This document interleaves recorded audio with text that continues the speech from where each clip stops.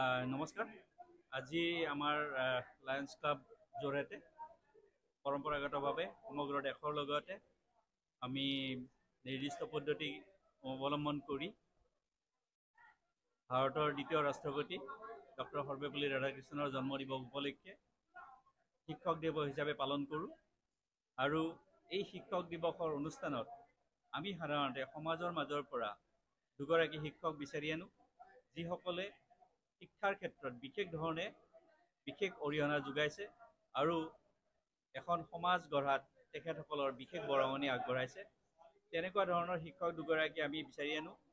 তাৰে আজি আমাৰ লায়ন্স ক্লাবৰ যোৰহাট লায়ন্স ক্লাবৰ এই অনুষ্ঠানলৈ আমি দুগৰাকী ৰিটায়াৰ্ড টিচাৰ তেখেতসকলক আমি আমন্ত্ৰণ কৰি আনিছিলোঁ সম্বৰ্ধনা জনাবৰ কাৰণে।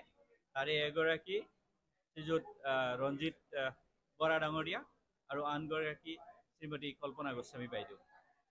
আমি এই ক্লাবৰ এই সদস্যসকলৰ উপস্থিতিত আজিৰ এক বিশেষ সভা অনুষ্ঠিত কৰি আমি আজি তেখেতসকলক দুয়োগৰাকীকে দুখনি সম্বৰ্ধনা পত্ৰ লগতে এখনি চেলেং চাদৰ আৰু অকণমান কিতাপ দুখন উপহাৰ হিচাপে তেখেতসকললৈ আগবঢ়াই তেখেতসকলৰ এই অৱদানৰ স্বীকৃতি স্বৰূপে আজি আমি তেখেতসকলৰ অৱদানক স্বীকাৰ কৰি লৈছোঁ আৰু তেখেতসকলৰ ভৱিষ্যত জীৱনৰ উত্তৰোত্তৰ কামনা কৰি তেখেতসকললৈ আমি বিশেষভাৱে অলাগধৰাই আগবঢ়াইছোঁ। আমাৰ লগত আছে তেখেত এয়া ৰঞ্জিত বৰা ডাঙৰীয়া। ধন্যবাদ।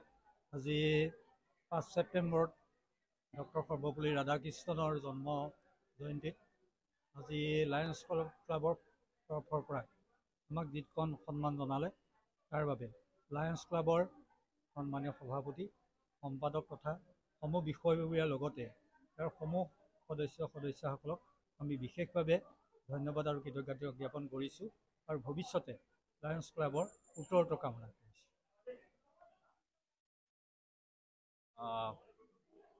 আজিৰ এই দিনটোৰ বিশেষ তাৎপৰ্যটো আমি সদায় সকলোৱে জানো যে আমাৰ ভাৰতবৰ্ষৰ দ্বিতীয়গৰাকী ৰাষ্ট্ৰপতি তথা প্ৰথমগৰাকী উপৰাষ্ট্ৰপতি ডক্টৰ সৰ্বপল্লী ৰাধাকৃষ্ণন, তেখেতৰ জন্মদিনটো তেখেতৰ কেইজনমান অনুৰাগীয়ে বিশেষভাৱে পাতিবৰ কাৰণে উদ্যোগ লৈছিল আৰু তেখেতৰ ওচৰত প্ৰস্তাৱ এটা লৈ আগবঢ়াই গৈছিল যে তেখেতৰ যি জন্মদিনটো উদযাপন কৰিব খুজিছে।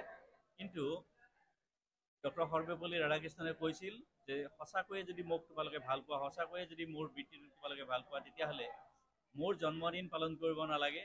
মোৰ জন্মদিনত তোমালোকে এই যে শিক্ষকতাৰ বৃত্তি, এই শিক্ষকতাৰ বৃত্তিটোৰ প্ৰতি তোমালোকৰ যি আনুগত্য, তোমালোকৰ যি শলাগনি, সেই শলাগনি প্ৰকাশ কৰাৰ ব্যৱস্থা কৰা আৰু তোমালোকে শিক্ষকতাৰ লগত জড়িত যিসকল বিশিষ্ট ব্যক্তি আছে তেখেতসকলৰ প্ৰতি সন্মান প্ৰদৰ্শন কৰা আৰু তেখেতসকলক সমাজৰ প্ৰতি বৰঙণি আগবঢ়াবৰ কাৰণে তোমালোকে তেখেতসকলক উৎসাহিত কৰা।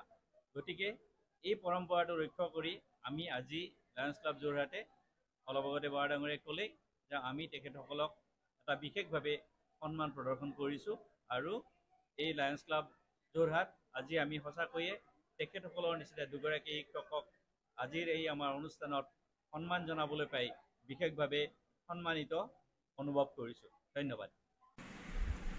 উজনি অসমৰ অন্যতম যোৰহাটৰ নিৰাময় হস্পিটেল আৰু গৱেষণা কেন্দ্ৰ, এখন বহু বিশেষজ্ঞ চিকিৎসকৰ চিকিৎসালয়, নিৰাময় হস্পিটেল আৰু গৱেষণা কেন্দ্ৰ। আমাৰ ইয়াত আছে ৰোগীসকলৰ বাবে অন্যান্য সুবিধা: AC room, non AC room, executive room, paying cabin, general ward, ICU, NICU আৰু CCU। 24 ঘণ্টাই জৰুৰীকালীন সেৱা লাভ কৰিব ইয়াতে। সুসজ্জিত অপাৰেশ্যন থিয়েটাৰ, সুসজ্জিত চকুৰ operation theatre, labour room, pathology unit, ultrasound unit, digital X-ray সুবিধা, কম্পিউটাৰযুক্ত ECG, ফিজিঅ'থেৰাপি ইউনিট, নিৰাময় অপটিকেলছ, এম্বুলেন্স সেৱা আৰু কেণ্টিনৰ সেৱা। ইয়াৰ উপৰিও আছে ফাৰ্মেচী পাৰ্কিঙৰ সুবিধাও উপলব্ধ। লগতে OPD ৰোগী, ডেপো ফৰ মেডিচিন, অক্সিপ্ৰচাৰ, ABS আৰু গাইনী, অৰ্মোপেডিক্স, পেডিয়াট্ৰিক্স, ডেণ্টিষ্ট, লোফেচিয়েল চাৰ্জাৰী, এলনি, ডেণ্টিষ্ট্ৰী, IENT সৈতে সুসজ্জিত অপাৰেশ্যন থিয়েটাৰ। ইয়াতে উপলব্ধ চকু অপাৰেশ্যনো, শ্ৰমিক কক্ষ, পেথলজি ইউনিট ইত্যাদি সুবিধাসমূহ আপোনালোকে ইয়াতে লাভ কৰিব পাৰিব। আমাৰ ঠিকনা জেল ৰোড, যোৰহাট।